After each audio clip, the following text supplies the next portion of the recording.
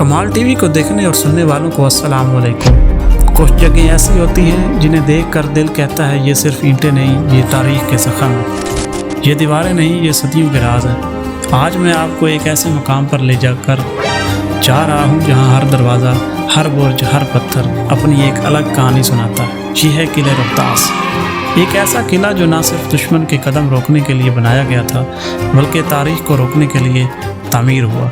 शेर शाह सूरी का ये एक ख्वाब था या खौफ, आज हम इस पर बात करेंगे। 1900 साला हिंदुस्तान मुग़ल शहनशाह हुमायूं शिकस्त खा चुका था और एक नई ताकत उभरी थी, शेर शाह सूरी, एक आम जर्नैल जिसे जंग लड़ने का फ़न विरासत में नहीं मिला था मगर इसके अंदर एक आतिश फिशां लग रहा था, इक़्तिदार की आग। शेर शाह जानता था कि हुमायूं वापस आएगा। वो महज जंगी ताकत से नहीं बल्कि एक किला बनाना चाहता था जो दुश्मन के दिल पर लर्ज़ा तारी कर दे। और यूं 1541 में पंजाब के पहाड़ों के दरमियान दरिया जहलम के किनारे रोहतास का पहला पत्थर रखा गया। ये एक किला था या कोई कैद खाना? अब आप हैरान होंगे कि किला तो फ़ौजी तहफ़्फ़ुज़ के लिए बनते हैं, लेकिन रोहतास का एक मकसद और भी था, गख्खड़ कबीले को दबाना। जी हाँ, मकामी कबाइल शेर शाह की हुकूमत को नहीं मानते थे और बार बार बगावत करते थे, तो शेर शाह ने यह किला उस जगह बनाया जहाँ इन कबाइल का दिल धड़कता था।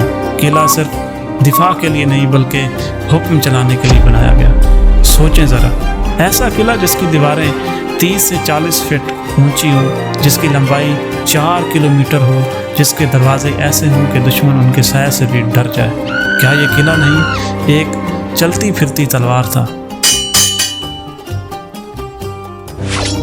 किला रोहतास का जादू, दरवाजे, दीवारें और छुपे हुए राज।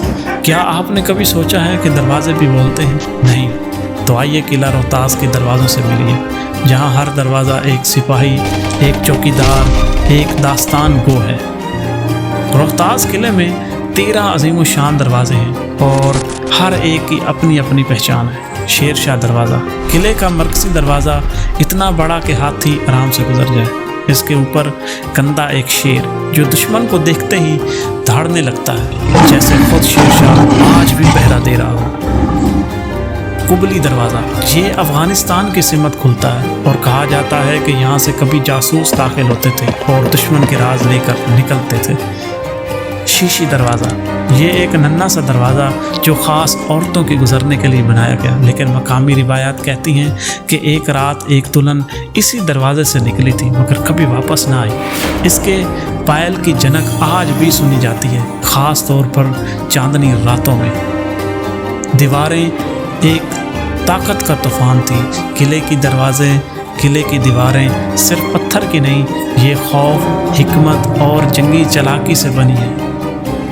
30 से 40 फीट ऊंचाई और 12 से 15 फीट मोटाई, इतनी चौड़ी कि 6 सिपाही कंधे से कंधा मिलाकर चले तो भी जगह बच जाए।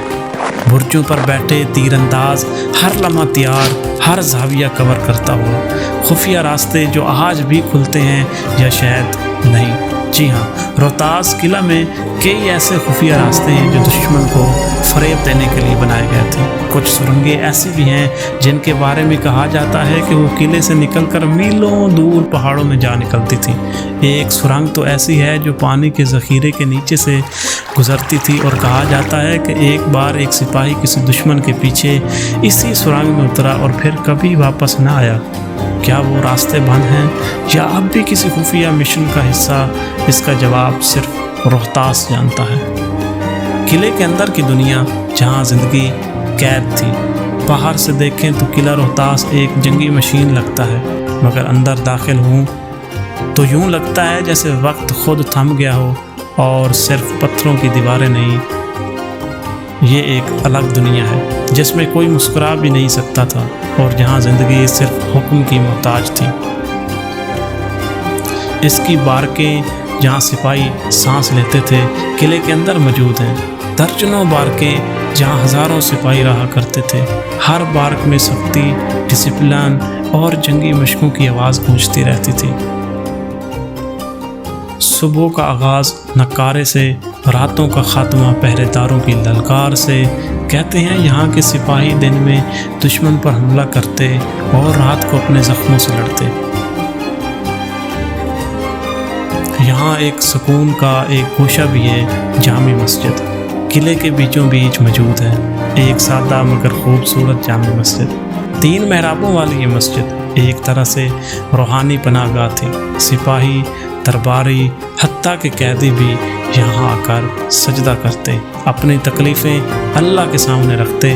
مگر مقامی روایت یہ بھی کہتی ہے کہ ایک بار ایک سپاہی نے یہاں بد دعا دی تھی اور اسی دن سے اس کی آواز قلعے میں گونجتی رہتی ہے۔ قید خانے جہاں سانس لینا بھی گناہ تھا۔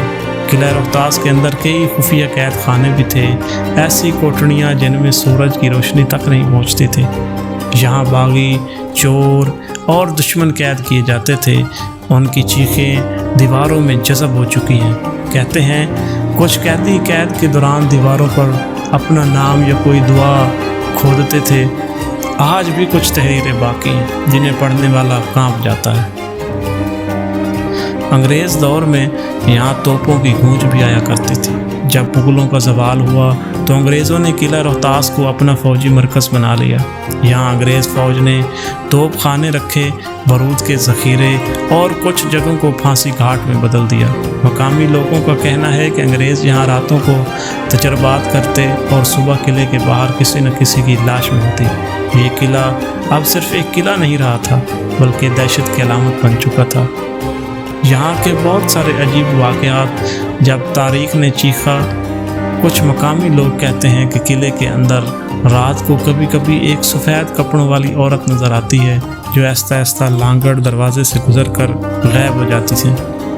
کبھی پتھروں پر قدموں کی آواز، کبھی مینار سے کسی کے گرنے کی چیخ اور کبھی مسجد کے محراب سے آتی اذان کی بازگشت، جبکہ وہاں کوئی موجود نہ ہو۔ کیا یہ سب افسانے ہیں یا ان دیواروں میں کوئی روح آج بھی قید ہے؟ کبھی سوچا ہے کہ اگر یہ دیواریں بول سکتی تو کیا کہتی؟ یہ وہ قلعہ ہے جس نے بادشاہوں کا غرور دیکھا، سپاہیوں کی آخری سانسیں سنی اور دشمن کے خنجر بھی برداشت کیے۔ یہ قلعہ صرف اینٹوں، پتھروں اور مٹی کا ڈھیر نہیں، یہ وقت کا زخمی سپاہی ہے جو اب بھی سر اٹھائے کھڑا ہے۔ روہتاس کی ہوا میں آج بھی تیر کی سی تیزی ہے اور اس کے برجوں سے آج بھی دشمنوں کا خوف جھانکتا ہے۔ یہاں ہر قدم پر تاریخ لکھی گئی، کبھی خون سے، کبھی آنکھوں کے آنسوؤں سے۔ یہاں کبھی محبت دفن ہوئی، کبھی سازشوں نے جنم لیا اور کبھی دعاؤں نے قلعے کی بنیادوں کو ہلا دیا۔ قلعہ روہتاس صرف ایک قلعہ نہیں، ایک سوال ہے۔ یہ قلعہ آج خاموش کھڑا ہے مگر سوال کرتا ہے، کیا ہم نے اس تاریخ سے کچھ سیکھا؟ کیا ہم نے ان قربانیوں، ان جدوجہدوں اور ان عظمتوں کو یاد رکھا، یا ہم نے صرف تصویریں کھینچی اور لمحے ضائع کیے؟